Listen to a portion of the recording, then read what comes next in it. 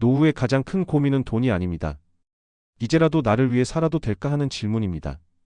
오랜 세월 동안 우리 부모 세대는 자식을 위해 모든 것을 내어주며 살아왔습니다. 자식의 학비를 위해 잠을 줄이고 결혼 자금을 마련하기 위해 퇴직금을 미리 땡겨 쓰고 손주 돌봄을 위해 자신의 건강을 희생했습니다.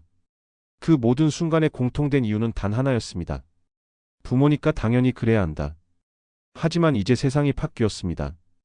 평균 수명이 100세를 넘어서는 시대, 은퇴 후에도 30년 넘게 살아야 하는 현실 속에서 과거의 희생의 공식은 더 이상 유효하지 않습니다. 오늘은 그 이야기를 해보려 합니다. 이제는 자식에게 다 퍼주지 말아야 한다는, 그리고 부모 세대가 스스로의 삶을 지켜야 한다는 조용하지만 단단한 선언 말입니다.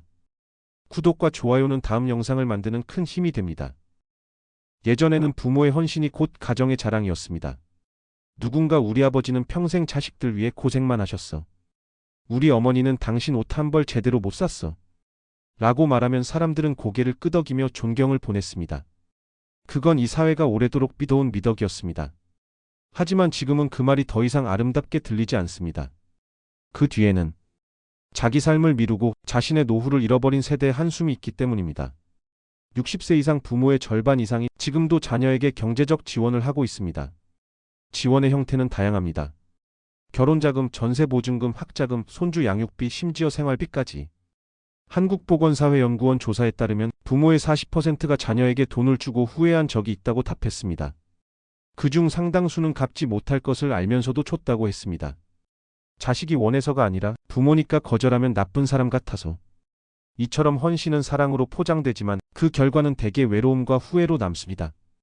부산 사하구의 72살 할머니는 퇴직금 중 절반을 아들에게 보태줬습니다.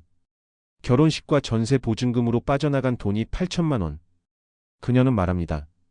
그때는 아들이 새 가정을 꾸리니 기쁘기만 했다고. 하지만 몇 년이 지나 아들이 이직을 하고 수입이 줄자 보증금 일부를 빼달라는 전화가 왔습니다. 그녀는 결국 자신이 살던 집을 정리하고 월세방으로 옮겼습니다.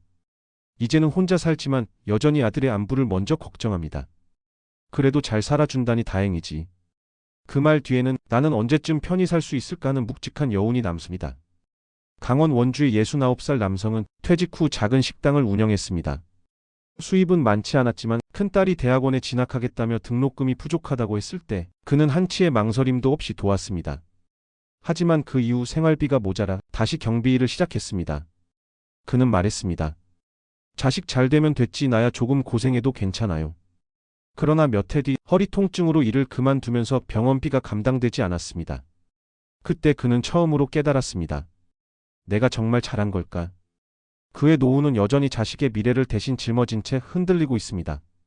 전남 여수의 73살 부부는 손주를 봐주느라 5년을 도시에서 보냈습니다. 딸 부부가 맞벌이를 한다며 부탁했기 때문입니다. 처음엔 손주가 귀여워 힘든 줄 몰랐지만 시간이 지날수록 허리와 무릎이 망가졌습니다. 딸이 감사의 말을 전했지만 그 말을 들을 때마다 마음 한쪽이 허전했다고 합니다. 자신의 인생이 사라지고 딸의 가정 속에 흡수된 느낌이었기 때문입니다.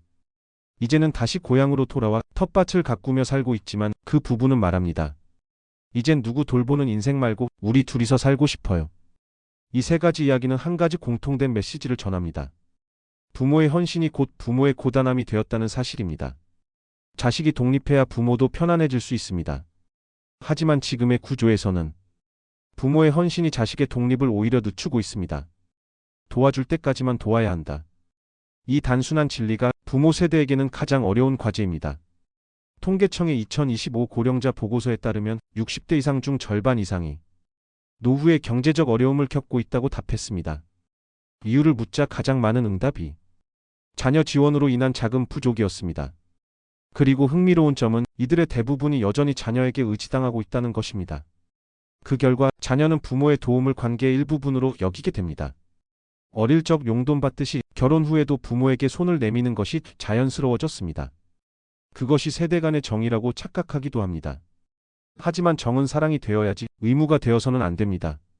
자녀가 부모의 도움을 기대하는 순간 부모는 여전히 기대되는 존재로 남게 됩니다. 그러나 그 기대는 시간이 지날수록 부담으로 그리고 외로움으로 바뀝니다. 이제는 패러다임이 바뀌어야 합니다. 부모의 사랑은 희생이 아니라 지혜로움이 되어야 합니다. 한계를 아는 사랑, 선이 있는 헌신. 그게 진짜 성숙한 관계입니다. 부모가 자신을 돌보는 모습이야말로 자녀에게 가장 큰 유산이 됩니다. 자식은 부모의 말을 담지 않고 부모의 삶을 담습니다. 부모가 자신을 돌보지 않는 모습을 보고 자란 자식은 노후에도 자기 삶을 소홀히 하게 됩니다. 그래서 부모의 자기 돌봄은 결국 자식의 미래 교육이기도 합니다. 충남 공주의 70살 여성은 이제는 자식에게 미안해하지 않으려 한다고 말했습니다. 평생 미안해서 살았어요. 이젠 고마워하면서 살고 싶어요. 그녀는 늦은 나이에 글쓰기 모임에 나가기 시작했습니다. 손주 도시락을 싸던 손으로 이제는 짧은 시를 적어 내려갑니다. 그녀의 노트 첫 장엔 이렇게 적혀 있습니다. 이제라도 나를 위해 산다. 그 한 문장이 수십 년의 삶보다 더 큰 용기를 담고 있습니다. 관계의 거리두기. 이 말은 차가운 단절이 아니라 서로의 인생을 존중하자는 의미입니다. 부모가 무너지면 자식도 함께 무너집니다. 부모가 설 때 자식도 선다는 걸 기억해야 합니다. 도움을 줄 때는 명확히, 거절할 때는 단호히. 그게 건강한 사랑의 선입니다. 경제적 독립뿐 아니라 정서적 독립도 필요합니다. 부모는 자식의 삶을 대신 살아줄 수 없습니다. 자식이 넘어질 때 대신 아플 수도 없습니다. 그저 옆에서 바라보며 자식이 자기 힘으로 일어설 수 있도록 믿어주는 것. 그게 진짜 부모의 자리입니다.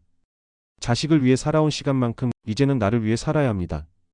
다시 배우고 여행하고 친구를 만나고 몸을 돌보는 일이 낭비가 아닙니다.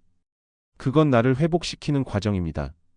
경북 문경의 75살 남성은 퇴직 후 혼자 여행을 시작했습니다. 오래된 카메라 하나 들고 전국을 돌며 사진을 찍고 글을 썼습니다. 그 여행에서 그는 처음으로 느껴보는 해방감을 느꼈습니다. 그리고 어느 날 작은 갤러리에서 개인 전시회를 열었습니다. 그는 말했습니다. 젊을 땐 자식 사진만 찍었어요. 이제는 내 인생을 찍습니다. 그의 눈빛엔 늦게 찾아온 자유와 평화가 묻어 있었습니다. 자식을 위해 희생했던 세대에게 이제 필요한 것은 용기입니다. 미안함이 아니라 존중으로, 의무가 아니라 자유로 바꾸는 용기. 부모의 삶이 바로 자식의 미래입니다. 결국 지금 당장 자식들에게 도움을 주는 것보다 나중에 더 나이가 들고 아플 때 자식들에게 도움을 요청하지 않고 자신의 힘으로 극복해 나가는 것이 더 자식들을 위한 길일 수도 있습니다. 자식들에게 나의 노후를 걱정하게 하지 말고 나의 노후를 내가 스스로 준비하는 것이 진정으로 자식을 위한 길일 수 있다는 이야기입니다. 남은 인생에 후회를 남기지 않고 나를 위해 사는 것, 당신이 자신을 사랑하는 모습을 보여주는 것, 그리고 진정한 마음으로 자녀들과 소통하는 것. 그게 바로 다음 세대를 위한 진짜 교육입니다. 이제는 자식에게 다 퍼주지 말고 당신의 인생을 당신에게 돌려주세요. 그것이 100세 시대의 새로운 삶의 기준입니다.